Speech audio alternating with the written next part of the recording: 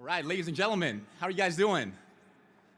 Thank you so much, firstly, to Jamie and to President Kim, and to you all for coming out tonight with the rainy weather and the imminent landing, potentially, of Hurricane Joaquin.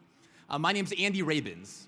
I'm the Special Advisor for Global Youth Issues at the U.S. Department of State in the Office of the Undersecretary for Public Diplomacy and Public Affairs.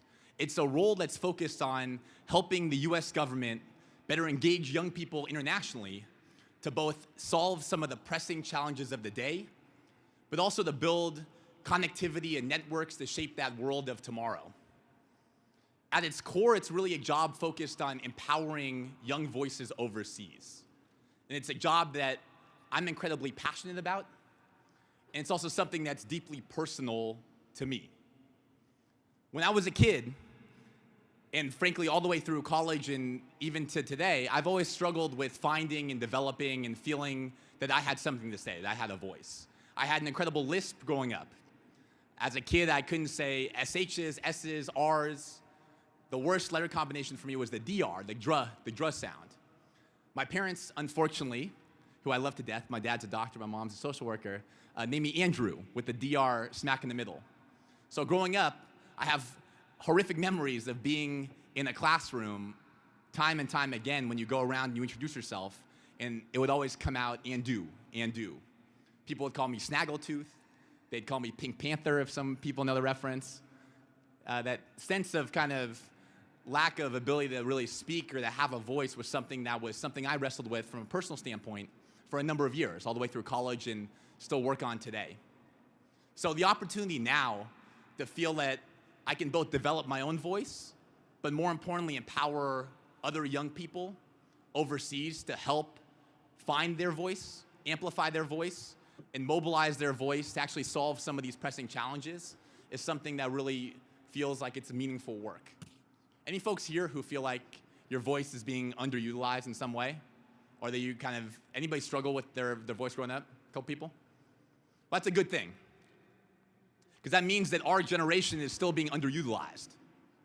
And the reality of the situation is that our generation is the most empowered generation that the world has ever seen. 60% of the world is below the age of 35 today. And the immense technology that's at our fingertips is like never before seen. So the opportunities for us to engage and to really push forward in whatever space we choose to utilize our voice is unending. Now, I just got back on Wednesday night from the UN General Assembly, where last Friday, the UN adopted the Sustainable Development Goals, 17 broad brush goals that are going to define the landscape by 2030. The challenge, though, is that 17 goals is a large number. And a lot of these goals, some of the goals, frankly, that the World Bank works on, ending extreme poverty, trying to work for the 40% of the world that's really struggling.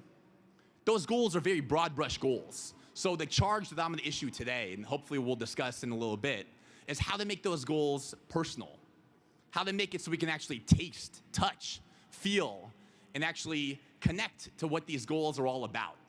So the charge that I'm asking today is to think about, you all are here on a Friday night with the rain outside, with Hurricane Joaquin ready to pounce. You're here because collectively you buy into what development and what these 17 goals are all about. And there's got to be a reason for that. Is it something personal? Is it something you've actually experienced firsthand? Is this someone or somebody who you know who's wrestling with some aspect of these goals? Put a face to those goals, and let's mobilize and pool our collective voices to actually push these development goals forward. So thank you very much, and I look forward to the discussion.